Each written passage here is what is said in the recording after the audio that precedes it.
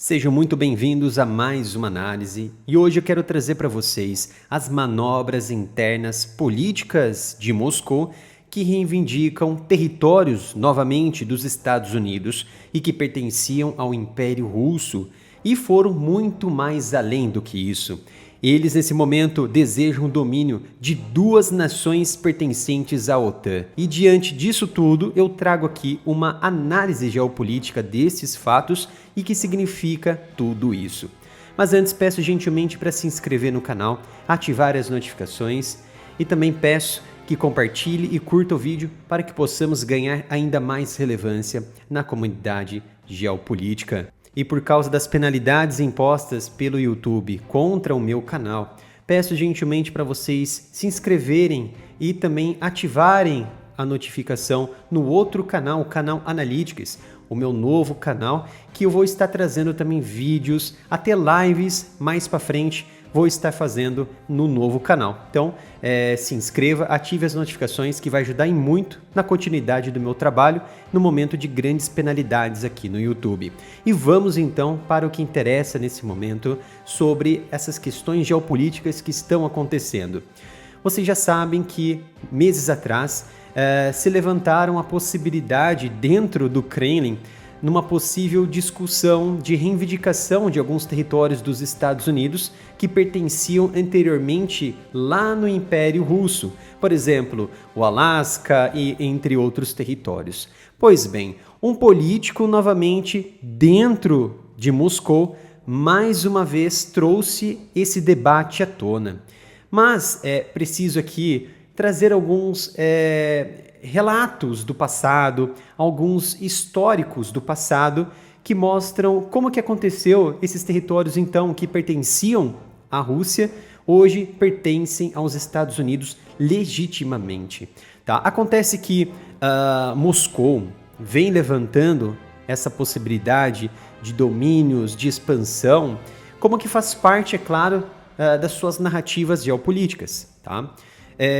Isso levou até mesmo autoridades da Casa Branca a se manifestarem após serem indagadas por jornalistas, e essas questões realmente estavam incomodando a administração de Biden e estava ali tomando formas muito exageradas no meio geopolítico. E essa possível reivindicação russa naquela época estava especificamente sobre o território do Alasca, comprado pelos Estados Unidos em 30 de março de 1867 por 7,2 milhões de dólares. Hoje os americanos não têm culpa nenhuma desta entrega praticamente do estado do Alasca, na época do Império Russo, para os americanos naquela época, né? E foi comprado porque o território, é claro, ele pertencia ao Império Russo, mas naquela época os russos, o Império Russo de César, não via a região uma região próspera, uma terra que poderia angariar uma riqueza para a própria nação, grandes promessas para a nação. Mas foi muito diferente do que pensava e imaginava o visionário e secretário de Estado americano naquela época, William Seward.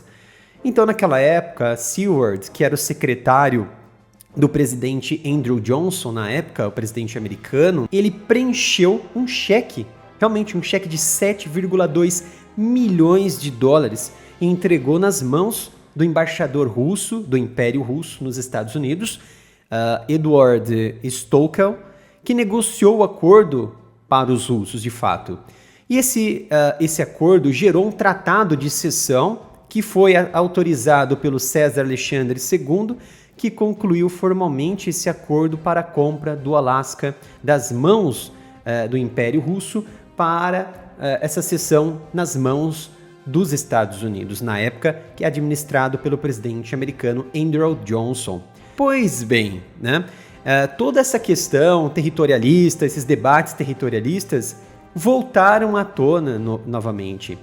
Isso porque um cientista e um político russo muito bem requisitado e muito bem falado lá na Rússia, ele trouxe novamente essas questões para o debate, para o cerne da alta cúpula do Kremlin, que é o Sergei Mikhail. O Sergei Mikhail, ele trouxe esses debates de forma muito agressiva, dizendo que o Império Russo, ou seja, ele classificou a Federação Russa como império. Já começa esse problema nesse primeiro ponto, dizendo que o império ele deve crescer e expandir, abrangendo 3 estados americanos. E ele não parou por aí. O que ele disse? Que além desses estados americanos, ele sugeriu que Moscou deve tomar mais 2 estados membros da Organização do Tratado do Atlântico Norte, a OTAN, 2 nações europeias. Mas quais são esses territórios americanos e quais são essas 2 nações europeias que Mikhail ele deseja que o Império Russo, ou seja, a Federação Russa, precise abranger, expandir e dominar? Segundo as palavras dele, quero o Império Russo com o Alasca, o Havaí e a Califórnia. Ou seja, são os Estados americanos que fazem contato, conexão com o Oceano Pacífico, que foi por muito tempo chamados de América Russa, por já terem sido colonizados pelos russos na época do Império Russo. Então vieram os 2 outros países, estados na Europa, em que Mikhail deseja englobar, deseja engolir, fazer o domínio russo, que é a Finlândia e a Polônia.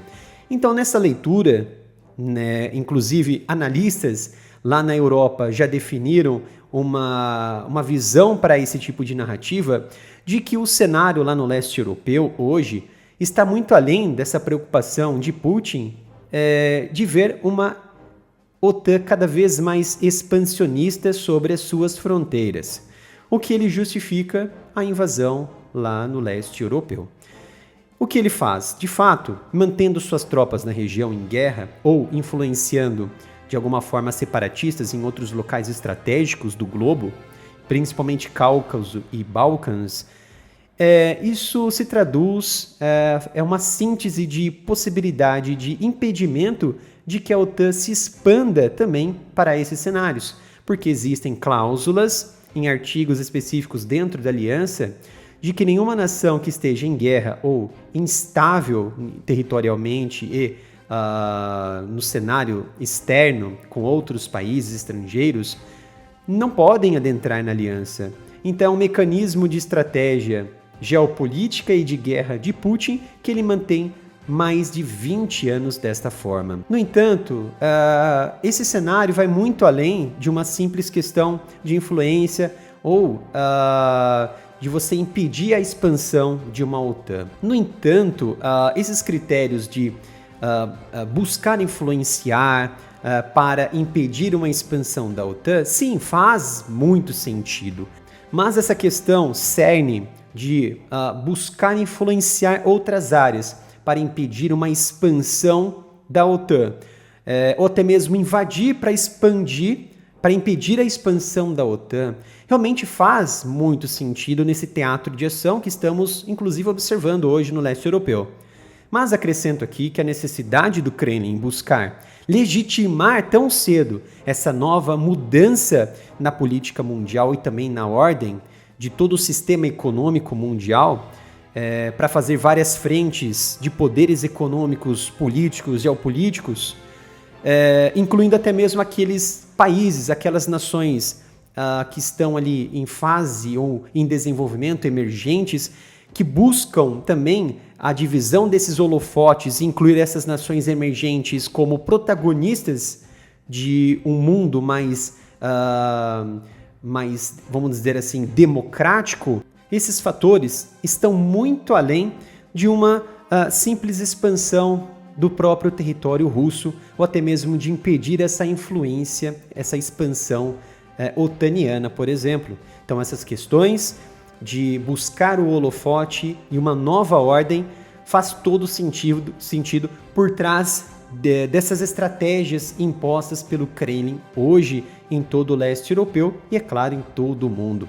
Então, para encerrarmos aqui sobre essas questões territoriais, de expansão de poder, expansão territorial, Nem percam tempo em criar, por exemplo, narrativas ou discussões, estudos até mesmo, pesquisar, baseados nesse critério de trazer de volta territórios que eram então pertencentes ao Império Russo para novamente nos moldes de um território russo, da Federação Russa.